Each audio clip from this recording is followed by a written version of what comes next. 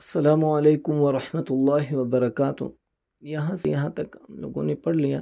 یہ چوٹا نون اور مشدد حرف سے پہلے ساکن حرف ہو تو عام طور پر ساکن حرف نہیں پڑھتے، یہ بھی ہم لوگوں نے پڑھ لیا۔ صحیح ہے، یہ ہے اس حرف کے بارے میں بات کر رہے ہیں۔ صحیح، تو یہاں سے بھی یجعل لہ اگے وقف یجعل لہ، تو یہ درمیان میں لام ہے، یہ نہیں پڑھا جائے گا۔ صحیح، کیونکہ ساکن کے بعد کیا ہے، یہ تشدید والا صحیح حرف آیا ہے، تو اس لیے یہ نہیں پڑھا جاتا، یہ عین جو ہے اس کے ساتھ ملتا ہے۔ صحیح، او وزنوہم اگے وقف او وزنوہم یدرککم اگے وقف یدرککم، دیکھو یہ کاف نہیں پڑھا جا رہا ہے۔ صحیح، فلا یسرف فی القتل اگے وقف فلا یسرف فی القتل، یہ فا نہیں پڑھا جا رہا ہے۔ صحیح، تو یہ را جو ہے اس فا کے ساتھ ملتا ہے۔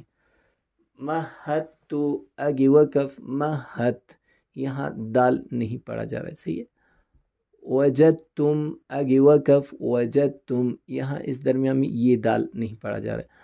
قالت طائفۃ اگے وقف قالت طائفہ، اذ ظلموا اگے وقف اذ ظلموا، تو یہاں سے یہاں تک سب مثالیں دی گئی ہیں۔ صحیح، تو یہاں میں جو بھی حرف درمیان میں نہیں پڑھا جائے گا تو اس کی وجہ یہ ہوگی کہ اس ساکن کے بعد تشدید والا حرف آیا، تو ساکن کے بعد جب تشدید والا حرف آئے گا تو وہ اس سے پہلے والا حرف پھر ڈائریکٹ تشدید والے حرف کے ساتھ مل کے پڑھا جائے گا، ساکن والے کے ساتھ نہیں پڑھا جائے گا۔ صحیح، اذ ظلمتم اگے وقف اذ ظلمتم ارکم معنا، یہ با نہیں پڑھا جا رہا۔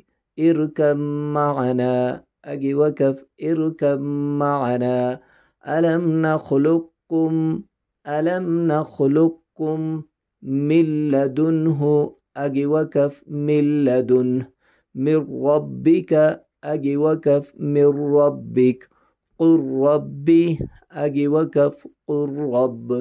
صحیح، تو یہاں سے یہاں تک آپ لوگوں نے سبق سنانا ہے، یہ آپ نے سنایا لیکن اس کے بعد یہاں سے دوبارہ سنانا ہے۔ صحیح، اس میں یہ چیزوں کو ذہن میں رکھنا ہے۔ صحیح، تاکہ آپ یہ سمجھ سکے قرآن مجید میں جب کوئی ایسے حرف آپ کے سامنے آئے تو اس کو آپ بآسانی پڑھ سکے کہ بھئی اس درمیان میں یہ حرف کیوں نہیں پڑھا جا رہا ہے، تو اس کی یہ تشدید وجہ ہوگی۔